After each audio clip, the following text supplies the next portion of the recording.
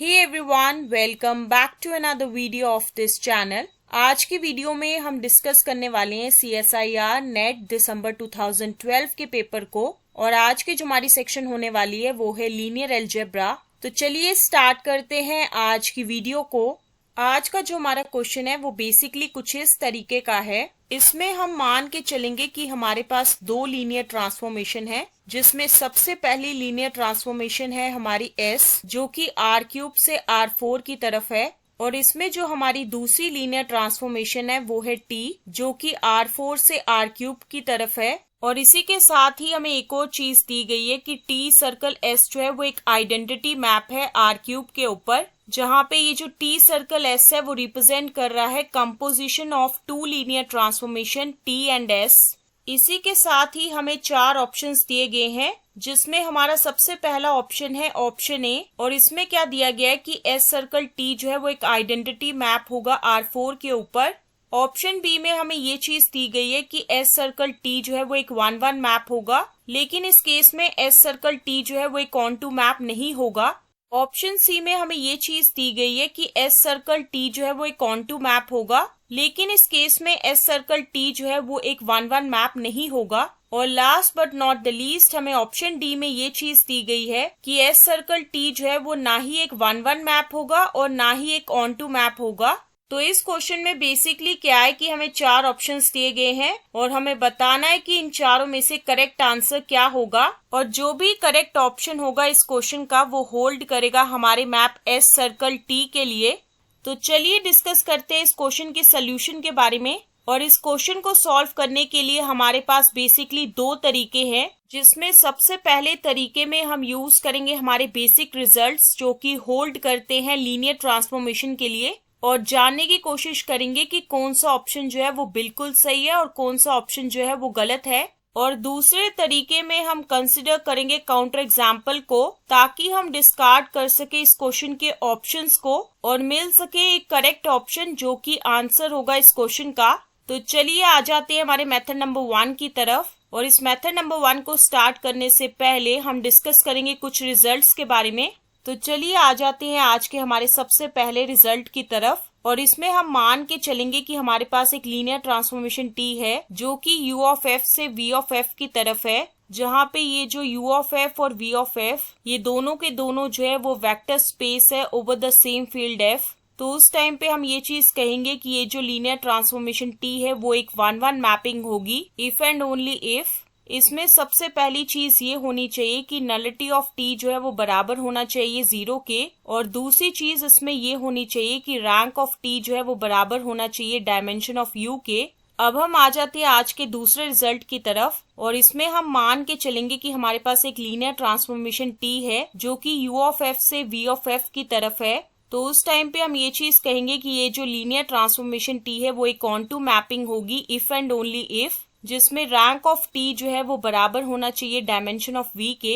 अब हम आ जाते हैं आज के तीसरे रिजल्ट की तरफ, जो कि हम यूज करेंगे हमारे मेथड नंबर 1 में। इसमें हम मान के चलेंगे कि हमारे पास एक लीनियर ट्रांसफॉर्मेशन I है जो कि V ऑफ F से V ऑफ F की तरफ है, जहाँ पे V ऑफ F जो है वो एक वेक्टर स्पेस है ओवर द फील्ड F। तो उस टाइम पे हम ये चीज कहेंगे कि ये जो लीनियर ट्रांसफॉर्मेशन I है वो एक आइडेंटिटी मैपिंग होगी अगर ये सेटिस्फाई कर रही होगी इस कंडीशन को। I ऑफ V जो है वो बराबर होना चाहिए V के for all V belongs to V of F। अब हम आ जाते हैं आज के चौथे रिजल्ट की तरफ। और इसमें हम मान के चलेंगे कि हमारे पास एक लीनियर ट्रांसफॉर्मेशन T है जो कि U ऑफ F से V ऑफ F की तरफ है, और इस केस में U ऑफ F और V ऑफ F ये दोनों के दोनों जो है वो वेक्टर स्पेस है over the same field F। तो उस टाइम पे हम ये चीज कहेंगे कि T जो है वो एक 1-1 मैपिंग होगी अगर ये सेटिस्फाई करे इस कंडीशन को। जब भी हमारा X जो है वो Y के बराबर ना हो, तो उस टाइम पे ये चीज होनी चाहिए कि T ऑफ X जो है वो बराबर नहीं होगा T ऑफ Y के। आज का जो हमारा पांचवा रिजल्ट है वो कुछ इस तरीके का है। अगर हमारे पास एक लीनियर ट्रांसफॉर्मेशन T है जो कि U ऑफ F से V ऑफ F की तरफ है, जहाँ पे ये जो U ऑफ F और V ऑफ F ये दोनों के दोनों जो है वो वेक्टर स्पेस है over the same field F। तो उस टाइम पे हम ये चीज कहेंगे कि ये जो लीनियर ट्रांसफॉर्मेशन T है वो एक ऑन-टू मैपिंग होगी अगर ये सेटिस्फाई कर रही होगी इस कंडीशन को। हर एक Y belongs to V of F के लिए हमें एक x मिलना चाहिए जो कि बिलोंग करेगा u ऑफ f के अंदर, और साथ ही साथ ये चीज होनी चाहिए कि t ऑफ x जो है वो बराबर हो y के। आज का जो हमारा छठा रिजल्ट है वो कुछ इस तरीके का है। इसमें हम सबसे पहले मान के चलेंगे कि हमारे पास एक लीनियर ट्रांसफॉर्मेशन T1 है जो कि V ऑफ f से W ऑफ f की तरफ है, और दूसरी चीज हम इसमें मान के चलेंगे कि हमारे पास एक लीनियर ट्रांसफॉर्मेशन T2 है जो कि U ऑफ f से V ऑफ f की तरफ है, जहाँ पे ये U of f, V of f और W ऑफ f ये तीनों के तीनों जो है वो वेक्टर स्पेस है over the same field f। और इसी के साथ ही हमारे पास दो केसेस अराइज होंगे। सबसे पहले केस में क्या है कि T1 सर्कल T2 जो है वो एक सर्जेक्टिव मैपिंग होगी, और ये चीज जो है वो फर्दर इसको इम्प्लाई करेगी कि T1 जो है वो एक सर्जेक्टिव मैपिंग होगी। दूसरा केस इसमें ये होगा कि T1 सर्कल T2 जो है वो एक इंजेक्टिव मैपिंग होगी, और ये चीज जो है वो फर्दर इसको इम्प्लाई करेगी कि T2 जो है वो एक इंजेक्टिव मैपिंग होगी। अब हम आ जाते हैं आज के 7वें रिजल्ट की तरफ, जिसमें हम डिस्कस करेंगे रैंक नलिटी थ्योरम के बारे में। इसमें हम मान के चलेंगे कि U ऑफ f जो है वो एक फाइनाइट डायमेंशनल वेक्टर स्पेस है, और साथ ही साथ हमारे पास एक लीनियर ट्रांसफॉर्मेशन T है जो कि U ऑफ f से V ऑफ f की तरफ है, जहाँ पे ये U ऑफ f और V ऑफ f ये दोनों के दोनों जो है वो वेक्टर स्पेस है over the same field f। तो उस टाइम पे हम ये चीज कहेंगे कि rank of T plus nullity of T जो है वो बराबर होगा डायमेंशन ऑफ U के। तो ये वो 7 रिजल्ट्स है जो कि हम यूज करेंगे आज के क्वेश्चन में।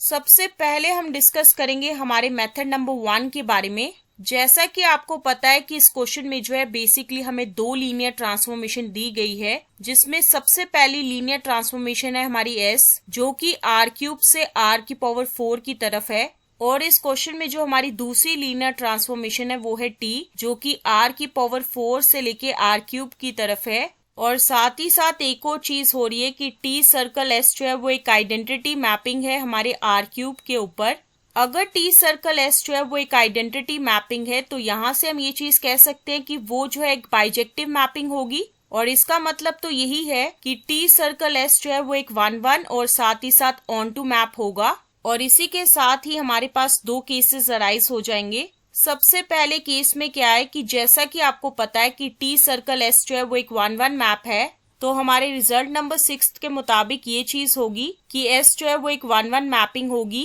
अगर S जो है वो एक 1-1 मैपिंग होगी तो हमारे रिजल्ट नंबर 1 के मुताबिक ये चीज होने वाली है कि नलिटी ऑफ S जो है वो बराबर होगा 0 के। और जब हम रैंक नलिटी थ्योरम को जो है अप्लाई करेंगे हमारी लीनियर ट्रांसफॉर्मेशन S के ऊपर, तो वहां से हमें ये चीज पता चलेगी कि rank of S plus nullity of S जो है वो बराबर होगा डायमेंशन ऑफ r³ के, which further implies that rank of S जो है वो बराबर होगा 3 के। दूसरे केस में बेसिकली ये चीज होने वाली है, जैसा कि अभी हम डिस्कस करके आए हैं कि T सर्कल S जो है वो एक ऑन टू मैपिंग होगी, तो रिजल्ट नंबर 6 के मुताबिक ये चीज होगी कि T जो है वो एक ऑन टू मैपिंग होगी। अगर T जो है वो एक ऑन टू मैपिंग होगी तो हमारे रिजल्ट नंबर 2 के मुताबिक ये चीज होगी कि रैंक ऑफ T जो है वो बराबर होगा डायमेंशन ऑफ r³ के, which further implies that rank of T जो है वो बराबर होगा 3 के। और जब हम रैंक नलिटी थ्योरम को अप्लाई करेंगे हमारी लीनियर ट्रांसफॉर्मेशन T के ऊपर, तो वहां से हमें ये चीज पता चलेगी कि rank of T plus nullity of T जो है वो बराबर होगा 4 के,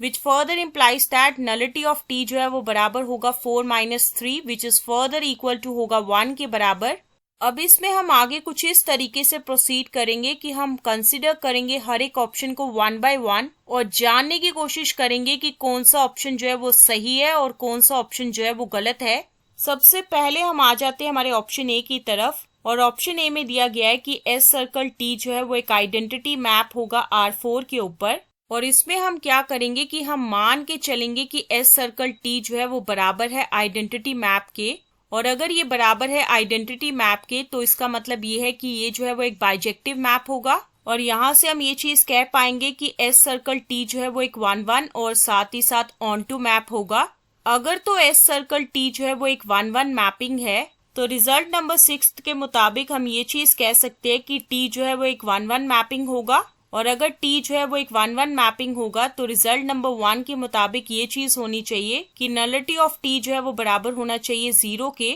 लेकिन अभी हम डिस्कस करके आए कि नलिटी ऑफ T जो है वो बराबर है 1 के, तो इसका मतलब तो यही है कि नलिटी ऑफ टी जो है वो 0 के बराबर नहीं होगा और यहाँ से हमें मिली है एक कॉन्ट्रडिक्शन। तो इसका मतलब ये है कि एस सर्कल टी जो है वो एक आइडेंटिटी मैप नहीं होगा R4 के ऊपर और यहाँ से हम ये चीज कह पाएंगे कि हमारा ऑप्शन ए जो है वो बिल्कुल गलत होगा। अब हम आ जाते हैं हमारे ऑप्शन बी की तरफ और ऑप्शन बी में हमें दिया गया है कि एस सर्कल टी जो है वो एक 1-1 मैपिंग होगी, लेकिन एस सर्कल टी जो है वो एक ऑन टू मैपिंग नहीं होगी। और इस केस में क्या है कि हम मान के चलेंगे कि एस सर्कल टी जो है वो एक 1-1 मैपिंग है, तो हमारे रिजल्ट नंबर 6 के मुताबिक ये चीज होनी चाहिए कि टी जो है वो एक 1-1 मैपिंग होगी और जो कि रिजल्ट नंबर 1 के मुताबिक ये चीज को इम्प्लाई करेगा कि नलिटी ऑफ टी जो है वो बराबर होगी 0 के। लेकिन अभी हम डिस्कस करके आए कि नलिटी ऑफ टी जो है वो बराबर है 1 के, तो इसका मतलब ये है कि यहाँ से जो है हमें एक कॉन्ट्रडिक्शन मिली है।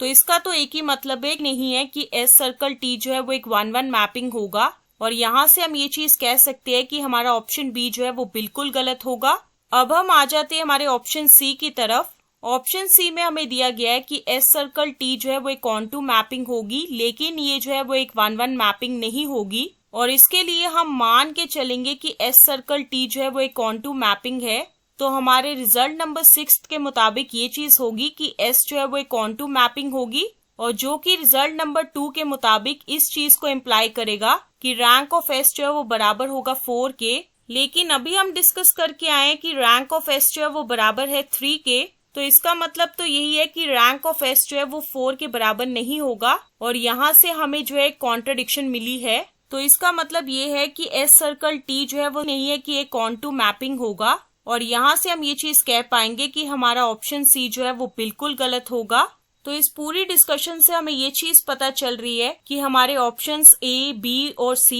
ये तीनों के तीनों जो है वो बिल्कुल गलत है और यहाँ से हमारा ऑप्शन डी जो है वो ऑटोमेटिकली बिल्कुल सही होगा और ये जो है वो आंसर होगा इस क्वेश्चन का।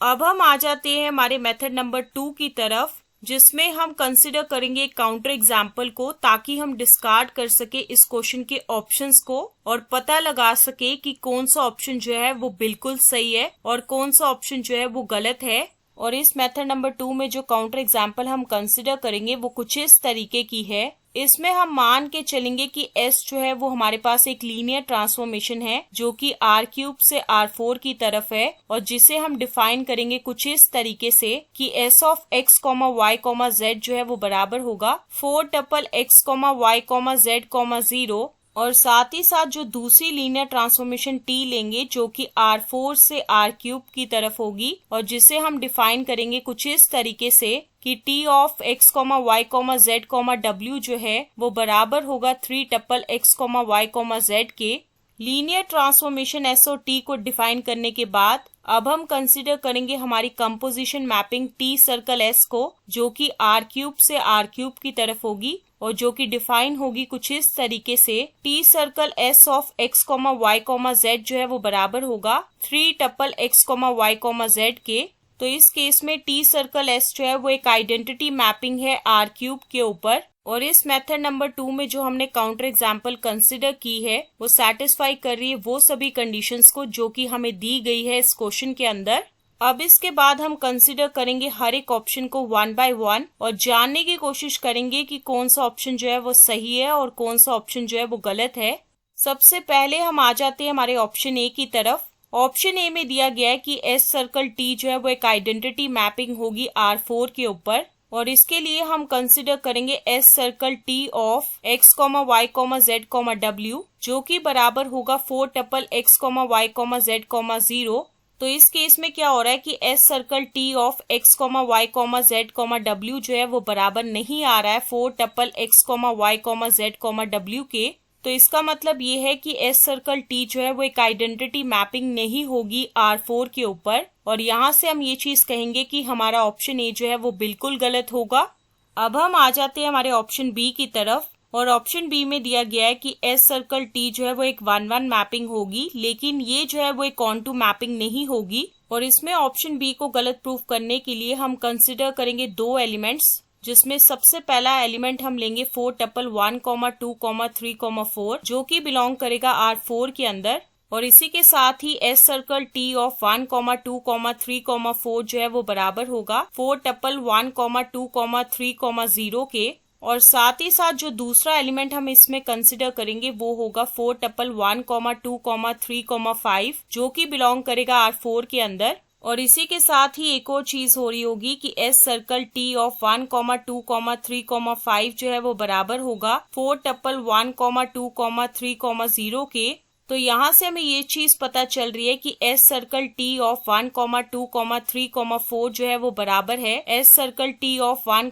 2, 3, 5 के। लेकिन इस केस में क्या होगा कि 4 टपल 1, 2, 3, 4 जो है वो बराबर नहीं होगा 4 टपल 1, 2, 3, 5 के। तो इसका एक ही मतलब है कि एस सर्कल टी जो है वो एक 1-1 मैपिंग नहीं होगा। तो यहाँ से हम ये चीज कह पाएंगे कि हमारा ऑप्शन बी जो है वो बिल्कुल गलत होगा। अब हम आ जाते हैं हमारे ऑप्शन सी की तरफ, जिसमें हमें दिया गया है कि एस सर्कल टी जो है वो एक ऑन-टू मैपिंग होगी, लेकिन ये जो है वो एक 1-1 मैपिंग नहीं होगी। और इस ऑप्शन सी को गलत प्रूफ करने के लिए हम मान के चलेंगे कि हमारे पास एक एलिमेंट है जो कि 4 टपल 0, 0, 0, 1 है और ये जो है वो बिलोंग कर रहा है R4 के अंदर। लेकिन इसके लिए हमें कोई भी 4 tuple x, y, z, w नहीं मिल रहा है जो कि कंटेन्ड होगा R4 के अंदर, ताकि हमें मिल सके S circle T of x, y, z, w जो है वो बराबर हो 4 टपल 0, 0, 0, 1 के। तो इसका मतलब तो यही है कि हमारा एस सर्कल टी जो है वो एक ऑन-टू मैपिंग नहीं होगा।